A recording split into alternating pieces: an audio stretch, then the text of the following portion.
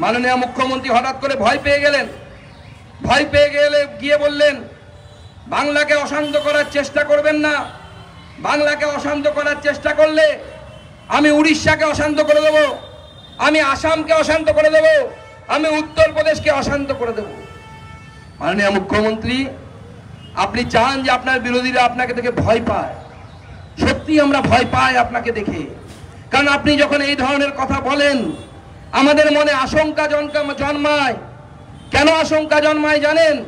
কারণ আমাদের পাশের দেশ বাংলাদেশ, সেখানে কিছুদিন আগে রাজনৈতিক পরিবর্তন হয়েছে।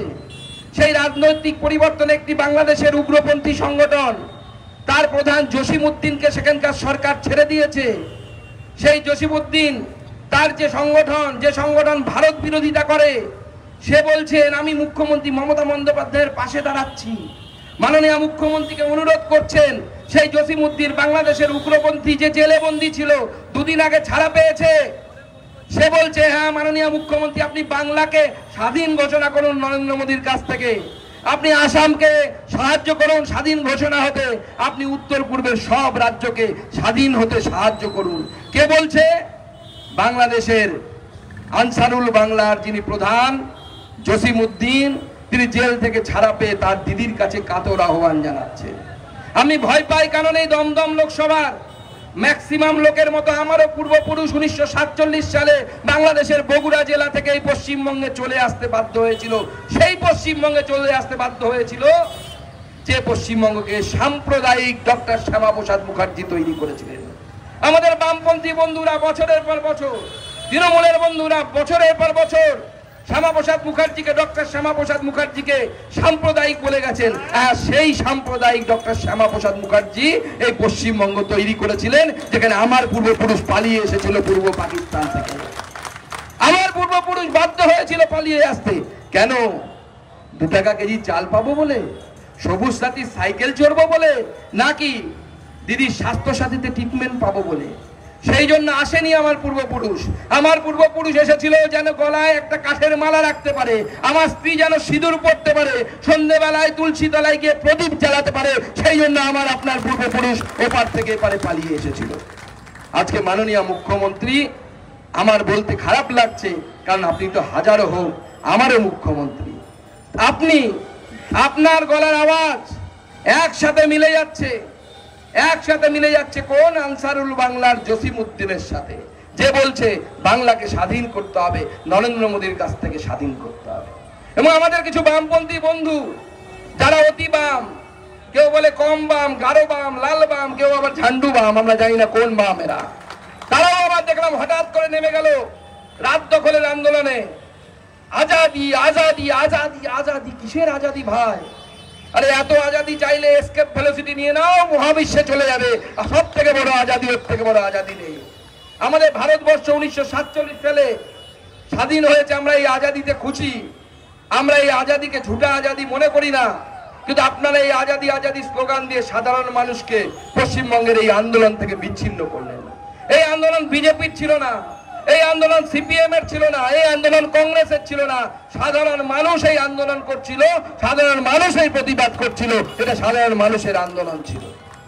আর এই সাধারণ মানুষের আন্দোলনকে ভারতীয় জনতা পার্টি সামনের দিকে এগিয়ে নিয়ে যেতে চায়, কারণ ভারতীয় জনতা পার্টি জানে যে এই শক্তিশালী সরকারকে, এই অত্যাচারী সরকারকে, যে সরকার ধর্ষকদের পাশে দাঁড়ায়, যে সরকার সন্দীপ ঘোষের মতো লোকেদের পাশে দাঁড়ায়, সেই সরকারকে যদি পদোন্নত করতে হয়, তাহলে এই সরকারের মূল যে শক্তি, মূল যে মাথা, সমস্ত নাটের গুরু মমতা বন্দ্যোপাধ্যায়কে তার পদ থেকে সরাতে হবে, তার পদ থেকে অপসারিত করতে হবে। নচেত জাস্টিস নেই। আপনার তিলোত্তমাকে, নভয়াকে আমরা ভুলে যাব, আবার দেখবেন 1 বছর পর আবার একটা তিলোত্তমা জন্মাবে, আবার এই ধরনের ঘটনা ঘটবে। এবং বিগত 1 মাসে কয়েকজন মহিলা এইভাবে ধর্ষিতা হয়েছে। কেন? কারণ সমস্যা কোনো একটি জায়গার নয়, সমস্যা হচ্ছে মাইন্ডসেটে, সরকারের মানসিকতায় সমস্যা। কারণ এই সরকার যখন বলেছিল, যখন প্রথম পার্ক স্ট্রিট কাণ্ড হয়েছিল, এই সরকার বলেছিল যে এই ঘটনা অতি তুচ্ছ ঘটনা, একজন এসকর্ট সার্ভিস অর্থাৎ যিনি তার বাধ্য হয়ে শরীরের ব্যবসা করেন, তার সাথে তার কাস্টমারের গন্ডগোল। এই মুখ্যমন্ত্রী বলেছিলেন হাসখালিতে যে নির্যাতিতা, যার বয়স 18 হয়নি, তিনি সেই যখন ধর্ষিতা হয়েছিল তৃণমূল কংগ্রেসের এক নেতার ছেলের দ্বারা, মাননীয় মুখ্যমন্ত্রী বলেছিলেন যে না, মেয়েটার সাথে প্রেম ছিল, মেয়েটি প্রেগনেন্ট ছিল। একজন মুখ্যমন্ত্রী, মহিলা মুখ্যমন্ত্রী, তিনি বলছেন একজন ধর্ষিতার চরিত্র নিয়ে প্রশ্ন করছেন, তিনি প্রেগনেন্ট ছিলেন কিনা তা নিয়ে চর্চা করছেন। সেই জন্য আমরা বলছি গোড়ায় গণক, আর এই গোড়াটা উপড়ে ফেলতে হবে, তবে পশ্চিমবঙ্গবাসী জাস্টিস পাবে, নচেত জাস্টিস পাবে না। আমাদেরকে এই জাস্টিসের লক্ষ্যে বন্ধুগণ সামনের দিকে এগিয়ে যেতে হবে। এই জাস্টিস আজকে সুপ্রিম কোর্টের সামনে চলে এসেছে। মাননীয় মুখ্যমন্ত্রী যখন ডাক্তারদের সাথে আলোচনায় বসলেন, আলোচনায় বসে মাননীয় মুখ্যমন্ত্রীর একটাই কথা, লাইভ স্ট্রিমিং করা যাবে না, ভিডিও করা যাবে না। কেন মাননীয় মুখ্যমন্ত্রী, কেন লাইভ স্ট্রিমিং করা যাবে না, কেন ভিডিও করা যাবে না? আপনি তো প্রশাসনিক বৈঠক নেন, সেই বৈঠকে ভিডিও স্ট্রিমিং করেন, লাইভ স্ট্রিমিং করেন, সেখানে আপনি পুলিশ অফিসারের চেহারা নিয়ে কথা বলেন, বডি শেমিং করেন, তখন তো আপনার লাইভ স্ট্রিমিং এ কোনো অসুবিধা হয় না। এখানে কেন লাইভ স্ট্রিমিং এ ভিডিওতে অসুবিধা হলো? তার কারণ এখানে যদি ভিডিও চলে, লাইভ স্ট্রিমিং যদি চলে, তাহলে আগামী দিনে ডাক্তারবাবুদের মুখ দিয়ে যে প্রশ্নগুলো উঠবে তার উত্তর আপনি দিতে পারবেন না। আপনি ডাক্তারবাবুদের প্রশ্নের সামনে ঠক ঠক করে কাঁপবেন, কারণ আপনার কাছে উত্তর নেই, আপনার কাছে শুধু অজুহাত আছে। আর অজুহাত দেয়া মুখ্যমন্ত্রী আমাদের চাই না, এই ধরনের মুখ্যমন্ত্রী আমাদের চাই না। আপনার পদত্যাগ করতে হবে, বাংলার মানুষ চাইছে আপনি পদত্যাগ করুন। বাংলার মানুষ আপনার বিরুদ্ধে, আপনার উপরে সমস্ত আস্থা, ভরসা, বিশ্বাস সমস্ত কিছু হারিয়ে গেছে। আজকে যে সিবিআই এর রিপোর্ট সুপ্রিম কোর্টের কাছে জমা পড়েছে, সেই সুপ্রিম কোর্ট সেই রিপোর্ট দেখে বলেছেন, প্রধান বিচারপতি বলেছেন যে সিবিআই এর রিপোর্ট দেখে বিচলিত।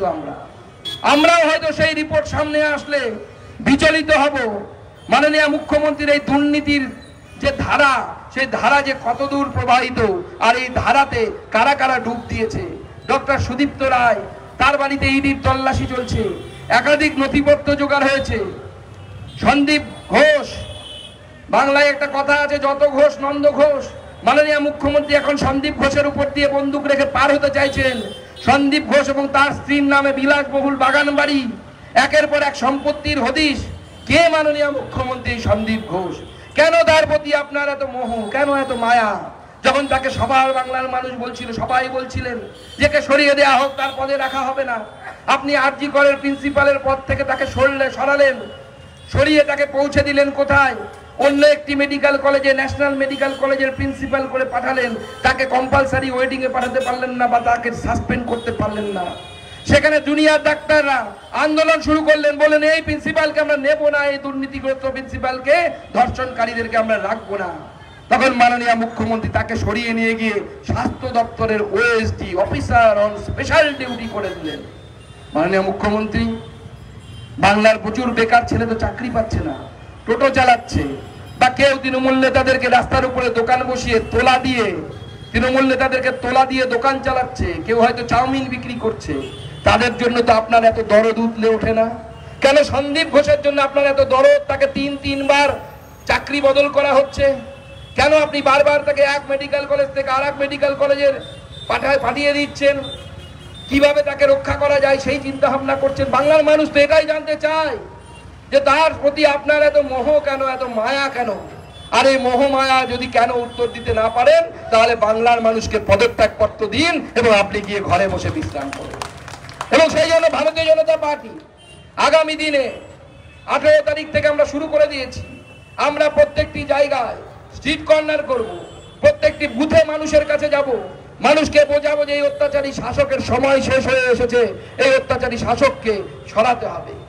আমাদের ভিডিও ভালো লাগলে লাইক এবং শেয়ার করুন, কমেন্ট সেকশনে গিয়ে জানান আপনাদের মতামত। আরও ভিডিও পেতে আমাদের চ্যানেল সাবস্ক্রাইব করুন এবং প্রতি মুহূর্তে খবরের আপডেট পেতে প্রেস করুন বেল আইকন।